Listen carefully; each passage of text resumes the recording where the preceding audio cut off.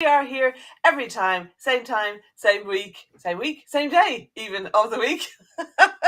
Maybe a bit too early. That obviously my brain isn't functioning properly yet.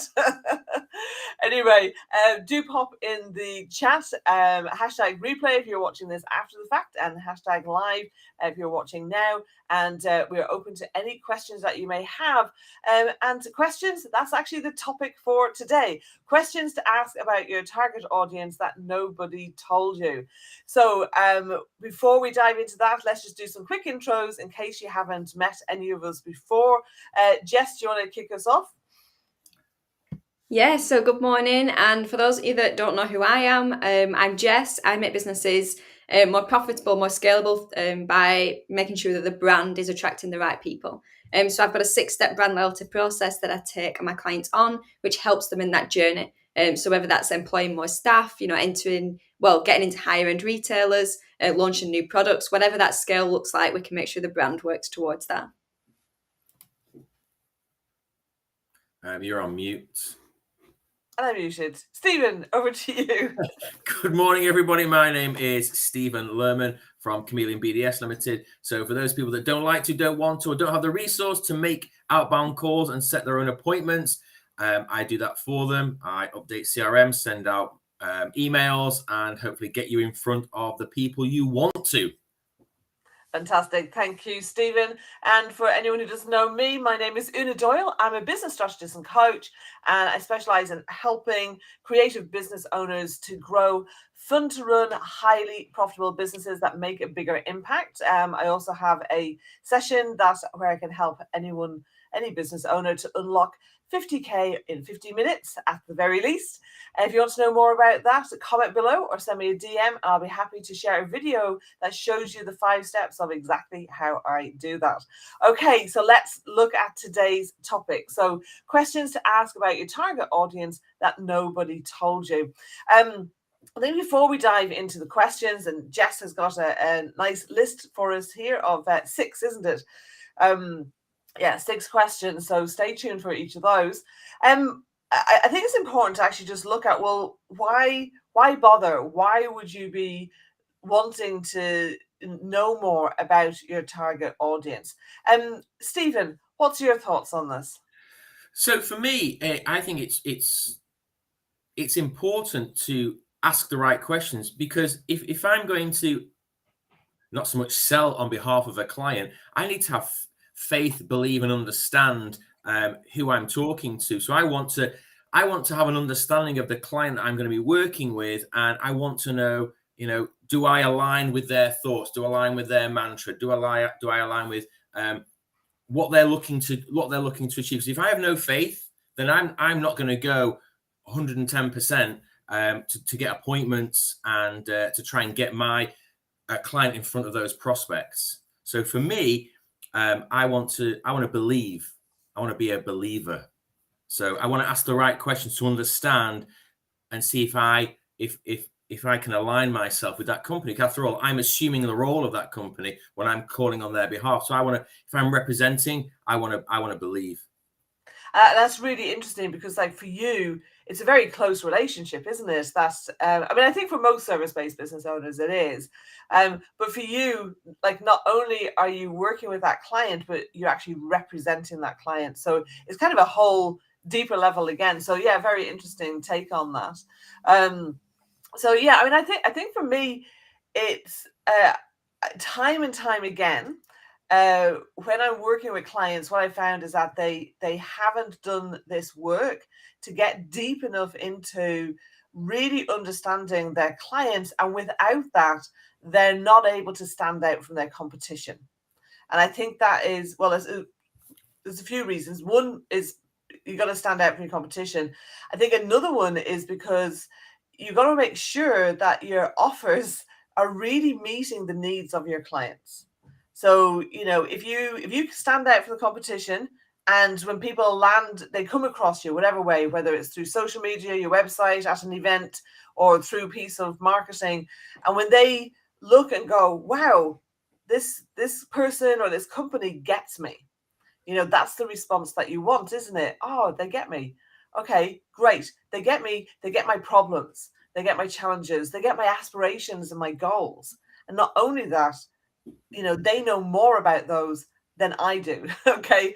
And actually having really powerful, getting the answers to really powerful questions allows you to be able to have a totally different kind of conversation once you actually get in front of your client. Because the questions that we're talking about here today are really, that this is our market research.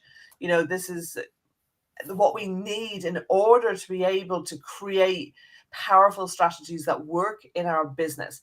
And the answers to these will feed into your market dominating position, all your marketing messages, the offers that you create, even what kind of sales process you put together, because depending on the answers, it's, that may well vary as well. So I just wanted to get across why it's so important to do this, so that you stay tuned and really get focused on this. So do pop any questions that you have into the comments, or share your experience as well. We'd love to hear from people.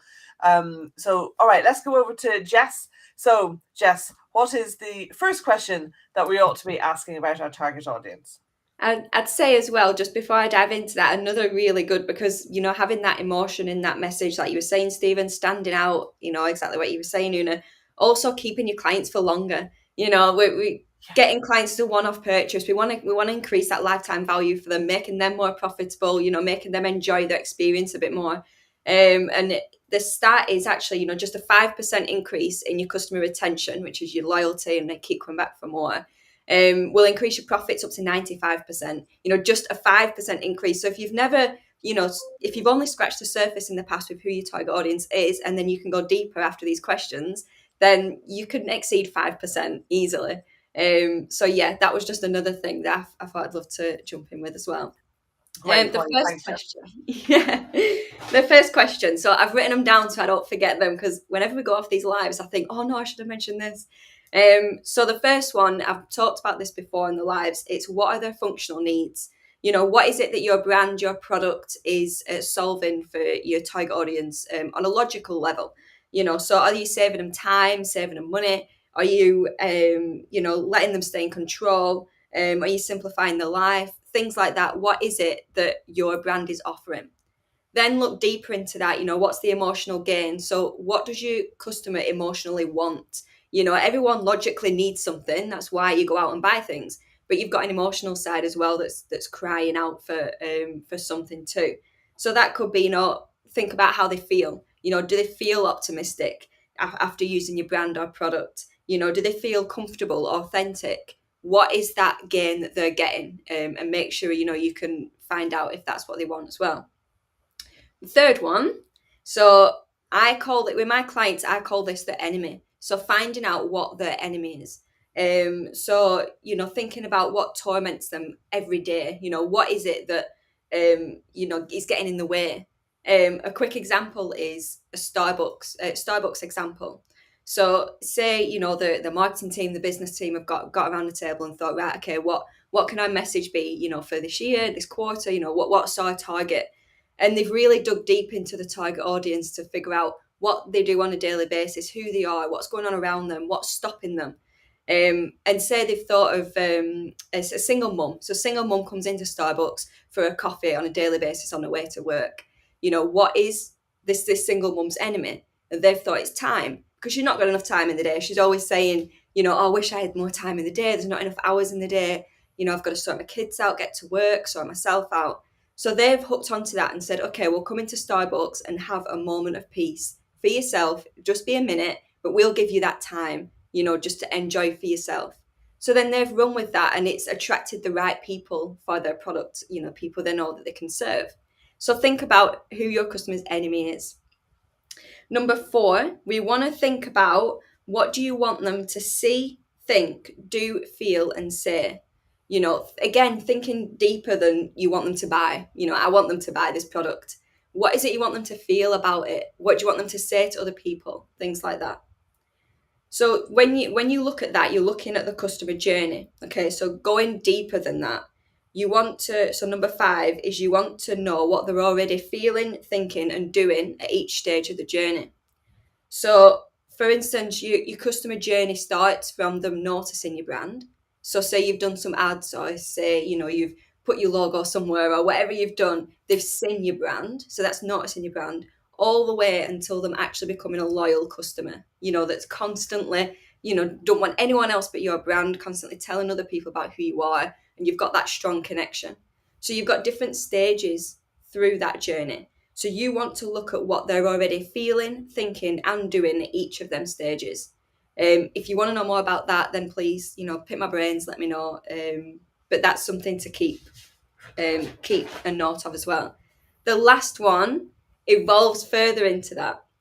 So the last one, you are looking at what gaps and what frictions at each of them steps are stopping people from going to the next step.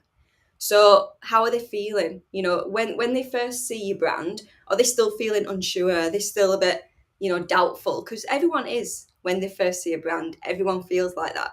So what are you doing to, you know, to satisfy that? What are you doing to reassure them? You know, show your value. And if you know, if you're losing people at that stage, then you can, you know, focus on that and think, right, okay, let's communicate our value more. Let's make sure everyone feels good about going through our customer journey. So there, you know, quickly, I wanted to get through them in case anyone was busy this morning. But they're the 6 questions that I really go deep in with my clients. And most of these questions, you know, when we start our businesses, we go on these business courses, we go on these marketing courses. I've been on them myself. You know, we want to bring, you know, make our businesses successful. And the stuff that we learn from them courses and you know, them training sessions gets us to a certain point. And digging deeper like this is what's going to then push you into that next level. So like we were saying before, it's going to get you standing out. It's going to get you more profit from your customers. It's going to get people believing in your brand just like you do. So, you know, going deeper is definitely going to help you grow and scale. Definitely. And I think they're great questions. I've got a couple I'm going to add to as well in a moment.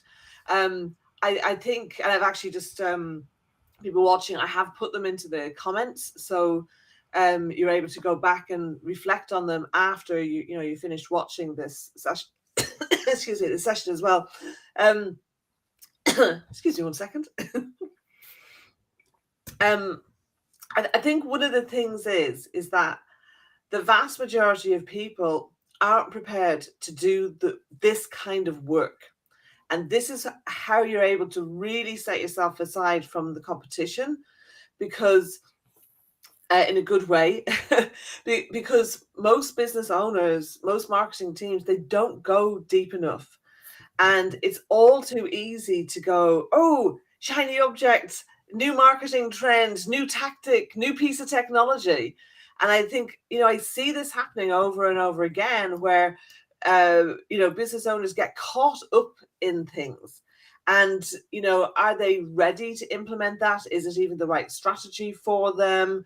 Are they over investing in tools or strategies that they're not ready for yet, and it's actually costing them profits and perhaps even putting their business in danger? Or are they just so busy in the day-to-day that they're just not even thinking about these things? So, just really want you to think about that and tag someone in the comments that you feel needs to watch this and to apply this thinking to their business, because it is so powerful. And I think the questions that Jess has shared there are really important. They're definitely ones that want to be there. I love the what's the enemy one. I quite often use that with my clients in particularly when it comes to copywriting and putting messages out there. It's very powerful. So yeah, I think they're really fantastic. I do have a couple of things I want to add to that, but before I kind of go there, Stephen, what's your thoughts on what Jess has shared here? So my brain's working overtime here. I'm looking at these questions and thinking, how do I apply those to what I do for my clients? Because I'm not selling to the end user. I'm instigating conversations and thought processes so that will enable the prospects to deal with my clients. So I'm thinking, how can I apply that indirectly? And it's It's a bit of a brain teaser for me, this one. So I wanted to ask you, how can I apply those questions? How would one go about, not just me, but Well, anybody? if you made those questions and the ones I'm going to share as well as part of your onboarding process with your clients to get them thinking deeper, and if they don't know the answers, I can help them, Jess can help them, you can help them think deeper about these things, because like if you knew the answers to all of these questions, wouldn't it be so much easier for you to make appointments and to have really meaningful conversations with This is absolutely, and I'm thinking to myself that then this would also enable me to be a bit more choosy about who I want to deal with, because we've had this conversation earlier, being able and not mature, but being able to walk away from a client that I don't feel I align with the answers to any of those 6 questions, or the majority of those 6 questions. So this is a real eye opener for me, Jess. This is amazing. It's giving me a lot more clarity, enabling me to operate smarter. Good, because yeah, like Una said, you can answer these questions on what businesses you want to work with and what business owners you want to work with. But then, yeah, like Una says, get your clients to answer these questions as well, and then you can put yourself in their shoes. So using them, not trying to think of all the answers yourself because you're not going to know them, but utilizing them to get kind of the answers that you need. Also, another question that reminded me of another question I get asked a lot. I sell, people say, well, I sell B2B. I sell to businesses. I sell to the decision maker. I don't know what they're doing day in, day out, and they're thinking that it all is applying differently. But you're still talking to a person, whether you're talking to the decision maker, the business owner, the business, there's still one person that you're trying to, show your value to be able to get them on board with what you can do for the business. So just because you sell to a business, don't think, oh, these questions don't apply to me. They only apply to product-based businesses. Just remember, people are people. We buy off people. The rules don't change. Definitely. Well, I mean, I go through these questions with my clients, and most of my clients are service-based. Though, interesting enough, in working with one of my product-based clients, just very recently, we're actually, going through these kinds of questions, but not only from the buyers. Sometimes the buyer, there could be a buyer and another person who's involved in the kind of buying process, but doesn't make the decision. And then there's a separate user. So, that's a business to business product based, client. And so the thing is, you actually need to understand these questions for each of those people. So you may use these questions multiple times, even within the one organization. And then, of course, if you have multiple products or brands or categories of product or service, you may have different users, different buyers within those as well. So for instance, my online marketing academy, the answers to these questions would be a bit different than someone who's working with me on a private basis. So because they're at different stages in their journey. So people who come into the marketing academy, this is often their first step into working with a coach, or doing this kind of work on their business. Whereas, generally speaking, people who do private coaching with me, they have quite well-established businesses, and we're looking to, make them a lot more profitable and help them to be able to step back a bit from the day-to-day once they get certain things in place. So, so there's multiple different ways that you can utilize these questions. So one of the other ones I think is really important, particularly for, it applies to product-based businesses as well, though, is a question which is, how do you want your client to treat you? Okay, so, and actually just kind of saying, how does my ideal client treat me? And getting really, really clear. Okay, it's and this brings into play a whole host of things that I want my clients to think about. I want them to think about, how do they pay them? How do they communicate with them? How do they react if something doesn't go according to plan? All sorts of things like that. Just really thinking about, now for you, Stephen, this is very much for your direct client, not for their client necessarily, though actually it could apply as well. But this is very much about really being able to attract the types of clients that you want to work with. And I remember once working with a client who, when I said, well, so who do you want to be working with? And he actually said, you mean I have a choice? And I was like, well, yes, absolutely. So, if you're out there thinking, well, I just have to work with whoever's prepared to pay me. No, not at all. You have a choice about who you work with. And actually, interesting enough, to a large extent, the fussier you are about who you work with, the better clients you're going to get. So I think that's another one. Jess, you'd be so kind as to type that in, and we can get that up on screen. So who is it? How do you want your client to treat you? So how do they treat you? How do they respond in good situations? Like, one of the things for me is about my clients sharing about the great work that we do. So because that's a fantastic way to be getting referrals and to be getting testimonials and case studies that people are happy and willing to share about their experiences. So that's a great one to be answering in that question. And this one, I guess, is more about what you want in your target audience than who your target audience is, kind of from that marketing point of view. But I think it's just as important to make sure that you got clients that are really working for you. Okay. And then there's another one which I want to share, which is, and it's kind of slightly aligned to some of the things that Jess has talked about, but it's a different angle on it, which is what is the job to be done? Okay.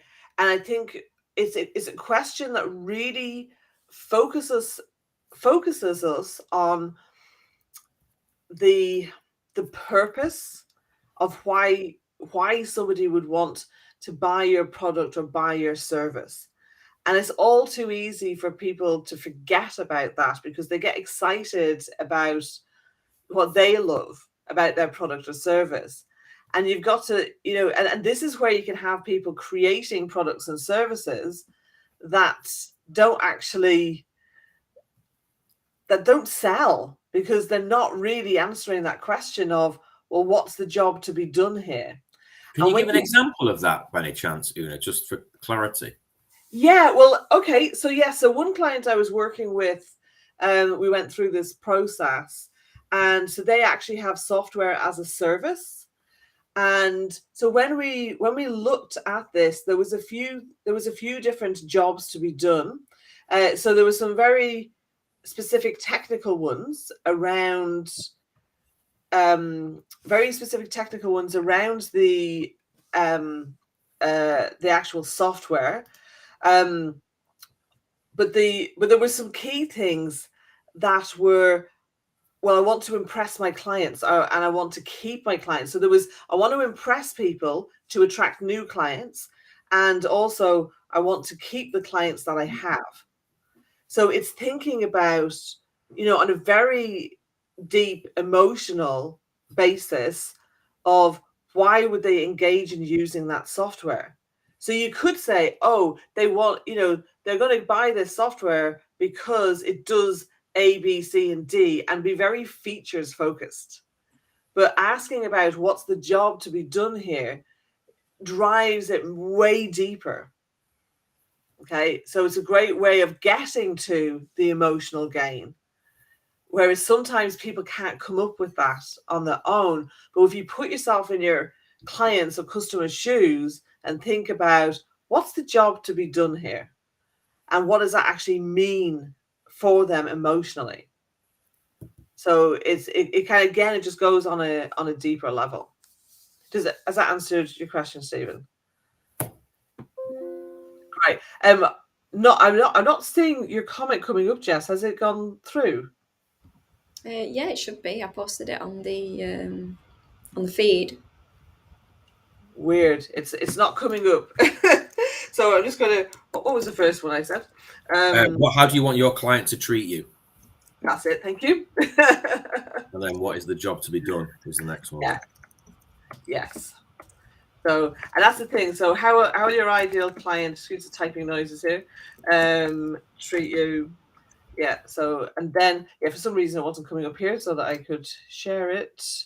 Yeah. And then the other one is about the what is the job to be done here. So I'd love to know your thoughts on those, Jess and Stephen. Yeah, I think that what is the job to be done here? It's a really good way of exploring it, because, like you said, you know your product, your service inside out, don't you? But sometimes it's hard to get in the mindset of your client and your customer, and thinking about it. Some of us might be able to just know them and go, oh yeah, that's it, a light bulb moment. But other of us might think, oh, I'm not quite sure how, getting caught up in them features and that functional stuff, because that's the stuff that, well, as well, another point I'd make to say on that, your emotional buying, it's a subconscious buying, isn't it? Your logical and your functional and rational buying is your conscious buying. So when we go out as consumers and buy, we're leading with our conscious mind. So when we're selling, we're thinking, right, okay, we need to lead with consciousness, but really a lot of buying, a lot of decision making happens subconsciously. And it's not all fluff either. It's behavioral science. If you want to know more about that, just Google behavioral science. There's a science behind it. It's not marketing fluff. It's not, we're not persuading people to do things they don't want to do. We're just making sure we're standing out, making sure you stand out. So then, they notice you and you can give them the value that you can offer. Yeah, absolutely. And I think that's one of the things for anyone. I think sometimes smaller business owners can have blocks around marketing and sales, thinking that, oh, this is me being manipulative. And, if you believe in your product or service, then, you'll know that there are people out there who need that. So how is it manipulative to tap into what they already want and need? And sometimes it's just about, you're actually really doing your audience a favor by helping to create more desire, so that enough desire so they actually take action and get to benefit. And if you don't feel that your product or service is of good enough benefit that you feel comfortable doing that, then please go and do something else. Because it's never going to work. Like, we need to feel congruent and in integrity in what it is that we are sharing with our customers. So it's very similar to some stories we were sharing last week as well, when we were talking about being able to increase your prices without getting pushbacks and things like that. And it's about communicating that value. So there was a good story that you shared, Una, which I'll put the link in the comments for that video to watch back at that. But, the client, your client's client, if you will, missed out on thousands and millions of pounds within a few years of not working with your client, because they didn't know the value. They didn't know what the solution was with them. Yeah. So, thinking about it like that, what's your client or customer missing out on, by not having your product or service? Absolutely. And talking about other show episodes, also next week we're going to be doing a cold calling clinic where Stephen will be taking the stage. And so what we're looking for is, kind of 2 or 3 people or even one person who would like to come on and actually be here as a panelist and do and have a bit of a clinic with Stephen. So if you would like to do that, please reach out to Stephen directly or comment below. And because this is a fantastic opportunity to get some free training from a sales expert. So, we've got Helen. Helen's coming. So Helen. Excellent. Helen as well. Brilliant. So Helen Seabay will be here too. So next week is very much focusing around sales. So it'll be that cold calling clinic. And remember as well that the cold calling isn't necessarily just about selling. It could just be about appointment making. So, because depending on what your product or service is, it may not be that you're looking to make that sale on the call, but what you are looking to do is move people to the next step in the kind of prospect journey, in the sales process. And obviously the more people who you get into that, then the more people are going to end up that you actually get to help. So very powerful there. Fantastic. Okay, well, look, we've I think we've come to the end of today, but I just want to pull out like what's been the key thing or the highlight, or what it is that you just want to finish up with. So Jess, I'll come to you first. What's been most significant for you in today's show? It's been good to hear different angles of kind of going about similar questions, which is really important, finding the angle that works for you. What I would like to say, I suppose, is, take these questions back, read them, write them out, explore them. And at any point, if you're coming across a bit of a friction, a bit of a gap, or you're not quite sure how to go that extra mile with it, reach out to one of us, whoever you resonate with the most. Reach out to us and ask us some questions. We're here to help. So yeah, please go away, use these questions and see how you get on with them. And let us know if they work for you. Don't just leave, let us know and tell us how you get on with that. Absolutely. I'm not sure who this is because it's not showing up for me, but thank you. We appreciate you coming along. Yeah, absolutely. Just in case people aren't aware that when the LinkedIn Live is finished, you are able to go back. It might take a few minutes to process, but you are able to go back to the beginning and watch from there so that you get what you missed out on. Because even though we put the questions in the comments, actually getting to hear the discussion around them, I think, is quite powerful. So fabulous, good stuff. Stephen, I have loved the 8 questions. They have given me a lot more clarity and a lot more focus, because at the end of the day, when I first started my journey, I was trying to help everybody, even if I wasn't specifically aligning myself with their values. I was just looking to take anybody on. But now, having 12, 18 months down the line, I want to target who I want to work with a lot more specifically, so I can truly add value. Because the question that really important to me is, how do you want your client to treat you? I don't want to be seen as an outsourced business development. I want to be seen as a team member. I'm just not on their payroll, as it were, permanently payroll. Yeah. I've got great relationship with my clients that come back time and time again. For me, it's not about doing 1 or 2 months. It's about longevity of service. I want to be there for the long haul. So by truly understanding the business, the process, the values, what they're looking to achieve, I can jump in with both feet and be a long-term key member of their team. Great. So absolutely. These 8 questions are phenomenal. They're fantastic. Thank you so much. You're welcome, Stephen. And yeah, I think for me, one of the things that we didn't talk about a lot is this question here, and I think it's because it's such a huge topic. But what I just wanted to say is, once you've identified, when you identify those gaps and frictions, it then gives you lots that you can do to make the process smooth. Now, occasionally you may want to put a hurdle in to dissuade people who you don't want in your sales process. That can, I often advise people to be doing that. But obviously for those, right fit prospects, you do want to make things as smooth and as easy for them as possible. And there's opportunities there to look at, okay, what is it that they're buying from you? What changes can you make to your sales process? What pieces of marketing collateral can you utilize along the way? What pieces of education can you use along the way as well? There's a whole host of things in there around the customer journey in terms of, all of it. It all applies, kind of, you've got to take a holistic view of this from a strategic point of view, a messaging point of view, physical things, online things, and just making sure that everything fits together to have that seamless kind of brand experience and prospect experience, that they feel like a customer before they're even a customer. When you can do that, that's the most powerful thing of all. I'm going to finish up on that.